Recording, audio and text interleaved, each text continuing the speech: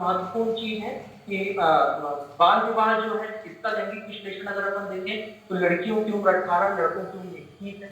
तो ये कई जगहों पे सामाजिक परंपरा के रूप में कम उम्र में शादी कर दी जा रही है। आर्थिक कारण भी है कि शादी अगर दोनों लड़कियां हैं, दो लड़कियां हैं, हम गरीब परिवार हैं, तो दोनों की एक साथ शादी कर दी जाए तो कम उम्र की लड़की को शादी करवा दी जा रही है।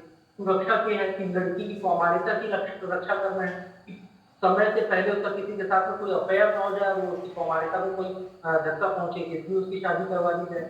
और स्वास्थ्य और शिक्षा पर भी प्रभाव पड़ता है। तो फिर यहाँ पर एक प्रश्न उठता है कि सुरक्षा के नाम पर बाल विवाह करवा देना उचित ठहराया जा सकता है?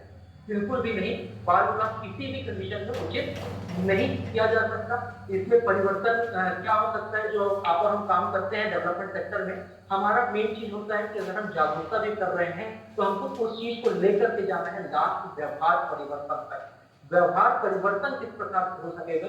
जागरूकता है, ट्रेनिंग है, ट्रेनिंग के बाद उसका रिपीटेशन है, जितने बार होगा उतनी जल्दी वो चीज जो है व्यवहार परिवर्तन हो सकता है। नीतियां बन रही हैं और इन नीतियों को का व्यवहारिक क्रियान्वयन जो है, कई प्रकार की योजनाएं हैं, वो योजनाएं ग्राउंड लेवल तक कितने अच्छे से पहुंच पा रही हैं, इससे भी हमको बात करनी चाहिए। और समुदाय की भागीदारी कितनी अच्छी हो सकती है, विद्यालय पर लैंगिक क्लब या जो है वो किस तरीके से काम कर सकते हैं, या बच्चों को युवा नेतृत्व किस प्रकार से दिया जा सकता है, ये है।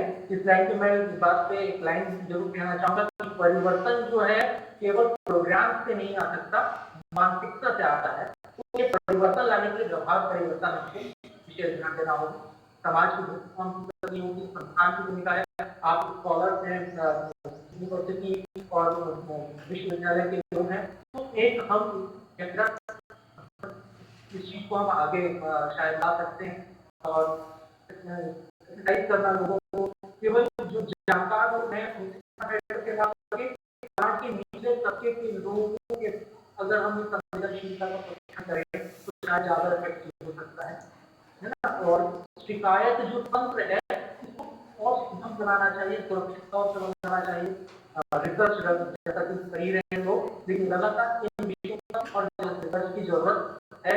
हमारा जो बच्चों का स्कूल का पाठ्यक्रम है, उस पाठ्यक्रम में भी शायद सुधार की जरूरत है।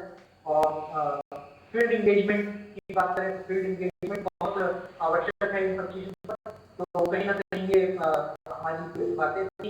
इसके अलावा अगर किसी का कोई और इसमें कोई बात है, कुछ जोड़ना चाहते हैं तो मैं उस बात को लूंगा, या फिर हम आगे बढ़े जैसा भी आप लोगों का हो।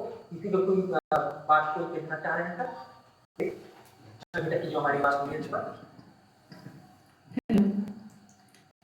सर, मैं कन्या पैकरा, सहायक प्राध्यापक शासकीय नवीन कन्या महाविद्यालय बैकुंठपुर में पदस्थ हूँ। सबसे पहले तो मैं आपको सादर प्रणाम करती हूँ, नमन करती हूँ। सर, मेरा एक सवाल था, जैसे आप लोग इस क्षेत्र में कार्य करते रहते हैं, तो जैसे बाल विवाह की बात आती है, इसमें आप लोग क्षेत्र में जाते हैं या फिर इस फील्ड में काम करते हैं, तो सबसे ज्यादा बाल विवाह की बात आती है उसमें लड़कियों की आती है या लड़कों की? मैं ये जानना चाहती हूँ कि सर्वाधिक जो बाल विवाह होते हैं उसमें केसेस किसके आते हैं? देखिए मैडम, कि जैसे अभी हम अगर आंकड़े देखें कि बाल विवाह के केसेस किसके ज्यादा आते हैं, तो बाल विवाह के केसेस लगभग बराबर, लेकिन यहाँ पर लड़कियों के केसेस इसलिए ज्यादा होते हैं कि लड़कियों के साथ में वो 18 साल की उम्र के पहले जो टीन एज होता है, 13 साल से लेकर के 19 साल तक की बच्चियां हैं। अगर मैं अभी छत्तीसगढ़ के आंकड़े बोलूं कि लगभग 6000 लड़कियां आज भी लापता, 6000 लड़कियां आज भी लापता है लगभग 2025 और ये आर्टिकल।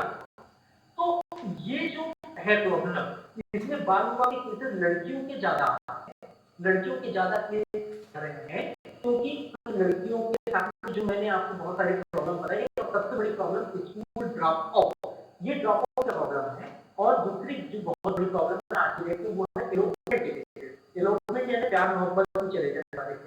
इसमें लड़के 18 तक की आयु पूरी कर जाते हैं, जो कि शादी के लिए बालिग नहीं हुए हैं, लेकिन लड़के 18 साल से कम लड़कियां, और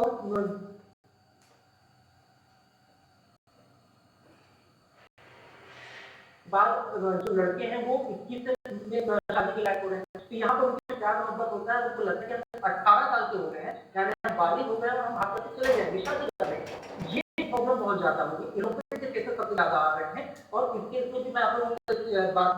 कहना चाहूंगा कि जो बाल विवाह अधिनियम है, इस अधिनियम के तहत भाग करके किया गया विवाह यानी बाल विवाह बिल्कुल भी मान्य नहीं। वो यानी अगर कोई किसी को लड़की को लेकर के चला जाता है, अपने साथ भाग के चला जाता है, लड़की नाबालिग है, तो वो शादी कभी भी मान्य नहीं होगी, उनको किसी भी प्रकार की जो सरकारी योजनाएं हैं उनका लाभ नहीं। तो आपका प्रश्न बहुत अच्छा था, किनके केसेस ज्यादा आते हैं।